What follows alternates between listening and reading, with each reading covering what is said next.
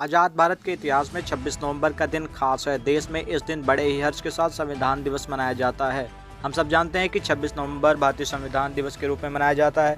भारत ने औपचारिक रूप से 26 नवंबर 1949 को ही संविधान को अपनाया था। हालांकि इसे 26 जनवरी 1950 को लागू किया गया था। भारत में संविधान को तैयार करने की कुल 2 साल 11 महीने 18 दिन लगे। हमारा संविधान देश के हर नागरिक को आज़ाद भारत में रहने का समान अधिकार देता है। संविधान दिवस को मनाने का एकमात्र उद्देश्य वेस्टर्न कल्चर के दौर में देश के युवाओं के बीच संविधान के मूल्यों को बढ़ावा देना है। इसके अलावा हमारे देश में संविधान के निर्माण में डॉक्टर भीमराव अंबेडकर का सबसे प्रमुख रोल था। इसलिए संविधान दिवस उन्हें श्रद्धांजलि देने के रूप में भी मनाया जाता है। दरअसल जब देश में अंग्रेजों का शासन खत्म होने वाला था, तब भारत को एक ऐसे कानूनी किताब की जरूरत थी जिससे देश में रहने वाले सभी धर्म के लोगों के बीच एकता समानता बनी रहे।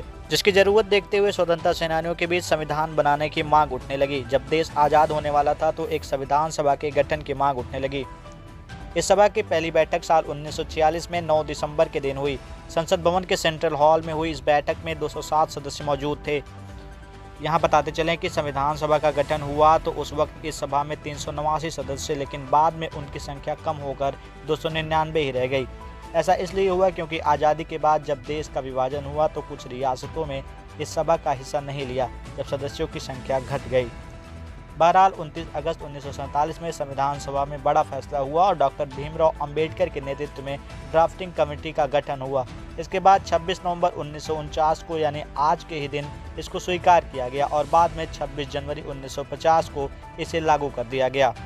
प्रद्युमन कुमार की रिपोर्ट, बचपन एक्सप्रेस।